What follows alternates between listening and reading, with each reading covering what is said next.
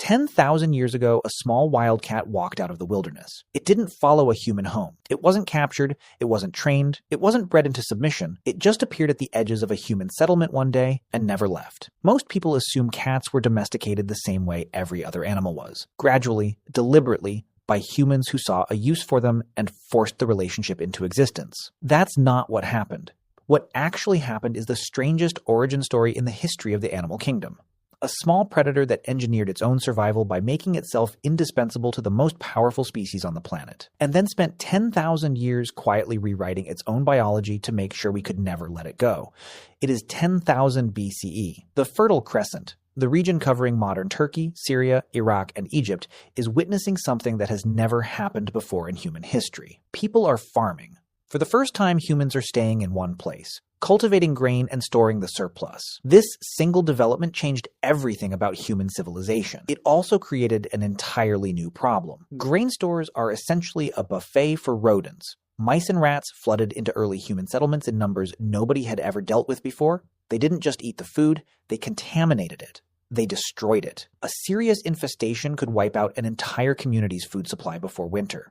The humans had no solution. But something living at the edge of the wilderness did. Felis silvestris libica, the Near Eastern wildcat, was a small, aggressive, solitary predator living in the same region. It was not friendly. It was not approachable. It looked similar to a modern tabby, but behaved nothing like one. And it was extraordinarily good at killing rodents. Wildcats living near early farming settlements discovered that human grain stores attracted rats, and rats were easier to hunt than anything in the open wilderness. Less dangerous, more concentrated, essentially guaranteed. The cats that were bold enough, or hungry enough, to hunt close to human camps had a significant survival advantage over every cat that stayed in the wild. Those cats survived longer, reproduced more. Their offspring inherited the same slightly reduced fear of humans. Generation by generation, the cats that tolerated human proximity thrived. The ones that didn't. Nobody tamed them. Nobody selectively bred them. The cats self-selected for the one trait that mattered most, the ability to exist near humans without fleeing.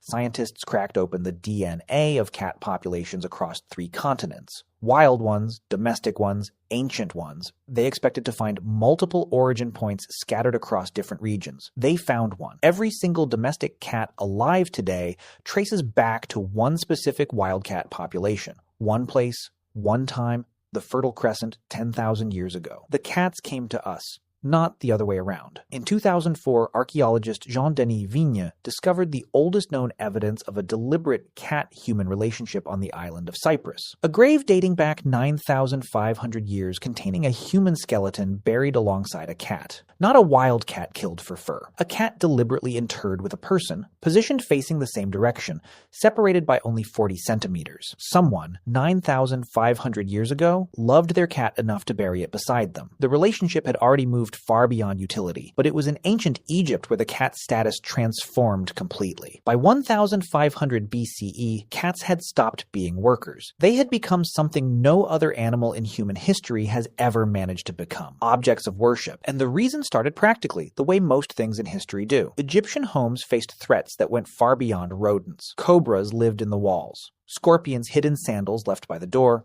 Both were capable of killing a child within hours of a single strike. Cats hunted both. A cat in the home was not just a convenience. It was the difference between your family surviving the night and not waking up at all. So Egyptians stopped seeing cats as useful animals. They started seeing them as protectors, then as sacred, then as divine. The goddess Bastet, depicted as a cat or a woman with a cat's head, represented the protection of the home, fertility, and the safety of children. She was one of the most widely worshipped figures in the entire Egyptian world, and the cats themselves inherited every bit of that status. Killing a cat in ancient Egypt was a capital offense, punishable by death, not a fine, not exile. Death. When a family cat died of natural causes, the household entered formal mourning. Family members shaved off their eyebrows, a ritual reserved for profound personal loss. The cats were mummified, wrapped carefully, and buried with small clay jars of milk as grave goods for the afterlife. Archaeologists have uncovered entire cat cemeteries containing hundreds of thousands of mummified cats at sites including Beni Hassan and Bubastis, offerings to Bastet, or simply beloved animals given the same burial care as the humans who had loved them. The wild cat that had wandered into a grain store had talked its way into a religion. Then it left Egypt entirely. Researchers tracked cat DNA preserved in bones at archaeological sites spanning 9,000 years of human history. What they confirmed changed how scientists understood the global spread of domesticated animals. Cats didn't conquer the world once. They did it twice. The first wave moved with early farmers spreading out of the Fertile Crescent, working cats moving wherever agriculture moved. The second wave came directly from Egypt. High-status cats, descendants of sacred animals, traveling along maritime trade routes throughout the Mediterranean and beyond. The DNA trail eventually led somewhere nobody expected. Egyptian cat lineages showed up at Viking settlements in the Baltic Sea, 7th century CE. Viking longships carried cats, not as companions, as essential maritime equipment. Ships carried grain on long voyages. Grain attracted rats. Rats destroyed food supplies and chewed through the ropes, holding the rigging together. A ship without a working cat was a serious liability on open water. The same animal that had wandered into a Neolithic grain store 10,000 years earlier had now crossed oceans on the longships of Vikings. But the most remarkable part of the story isn't historical, it's biological. As cats spent more generations alongside humans, their bodies quietly changed. Not because humans were breeding them toward a goal, but because the cats that survived longest were the ones that adapted most precisely to human psychology. Geneticists compared domestic cat DNA to wild cat DNA and found specific changes in regions linked to fear response, aggression, and the ability to form positive associations with other species. The domestic cat's brain physically changed over thousands of years. The areas governing fear and aggression reduced in both size and reactivity. The blotched tabby pattern common in modern cats was almost entirely absent in ancient ones. It emerged and spread in the Middle Ages, not because it helped cats survive, but because humans found it appealing and kept those specific cats around longer. The cats that looked the way we wanted them to look outlived the ones that didn't. And then there is the meow. Adult wild cats do not meow at each other. Meowing is a vocalization kittens use to communicate distress to their mothers. In the wild,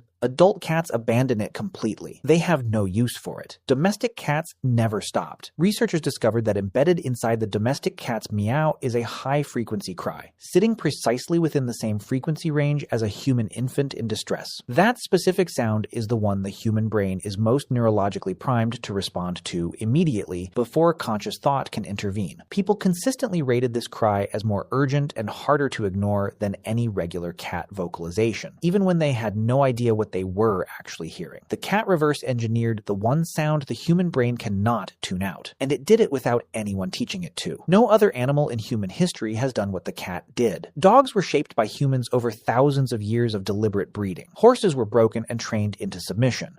Every other domesticated species gave up something fundamental: freedom, instinct, independence, in exchange for survival alongside us. The cat gave up almost nothing. It kept its hunting ability, its territorial instinct, its refusal to follow commands. The domestic cat genome remains closer to its wild ancestor than that of almost any other domesticated animal on Earth. What it surrendered was the bare minimum: a slight reduction in fear, a handful of coat pattern variations, a repurposed vocalization, and in exchange it received shelter, guaranteed food, protection, and the devoted worship of an entire civilization. It walked out of the wilderness 10,000 years